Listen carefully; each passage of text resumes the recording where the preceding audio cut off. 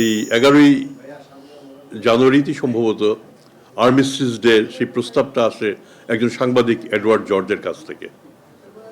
মানে শান্তির জন্য যেদিন সেদিনের সূচনা 11ই জানুয়ারি। তো আমার মনে হয় এই এই প্রচেষ্টাটাই আমরা শেষ পর্যন্ত শান্তি লাভ করতে পারবো, এবং সেটা সাংবাদিকদের মাধ্যমে এই প্রত্যাশাটা আমাদের থাকতেই পারে।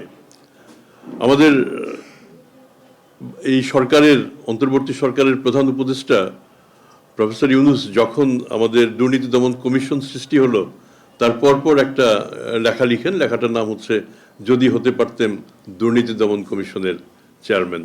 এটা শিবলি আমার হাতে প্রথম দেয়, এবং সেই তার পুরনো লেখাটা আমি আবার চিফ অ্যাডভাইজারের হাতেও দিয়ে আসি। উনি প্রায় ভুলেই যাচ্ছিলেন। তাই আমি স্যারকে বলি, স্যার আপনার তার সেখানে তার শুরুটাই ছিল এরকম, যখন দুর্নীতি দমন কমিশন প্রতিষ্ঠিত হলো, সুলতান হোসেন খানকে করা হলো তার প্রথম চেয়ারম্যান। আহা, এরকম একটি ভালো কাজ যদি আমি পেতাম, আমি তার সৌভাগ্যকে ঈর্ষা করি। আমার ধারণা প্রফেসর ইউনূস আমার সৌভাগ্যকে ঈর্ষা করবেন, কিন্তু আমিও তো প্রধান উপদেষ্টাকে ঈর্ষা করতে পারি। কিন্তু দেখলাম যে প্রধান উপদেষ্টার পদে একটা না, বাংলাদেশের 2টা পদ আছে। তো তখন দেখলাম যে না, আমার ঈর্ষা করার কারণ নাই। Thank you.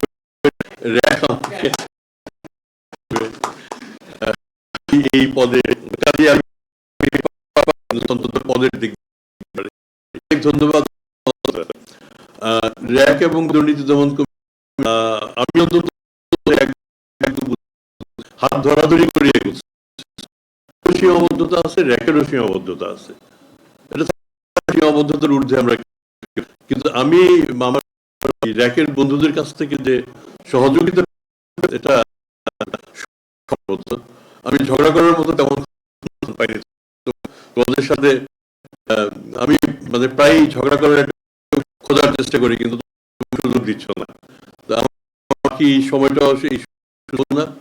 আমি সবচেয়ে বেশি কৃতজ্ঞতা প্রকাশ করি যারা র্যাকের শুরু থেকে এই প্রতিষ্ঠানটাকে দাঁড় করিয়েছেন এবং ক্রমাগত পর বছর এগিয়ে দিয়ে যাচ্ছেন। 21তম তাদের সাথে আমার সখ্য অনেক বেশি হয়েছে।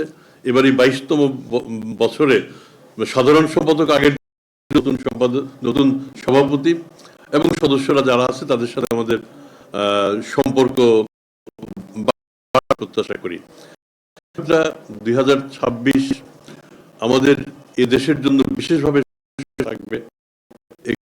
পরিবর্তনের পর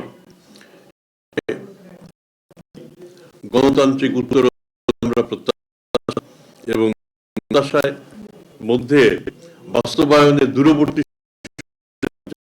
আর প্রত্যক্ষ যারা কন্ট্রিবিউট করে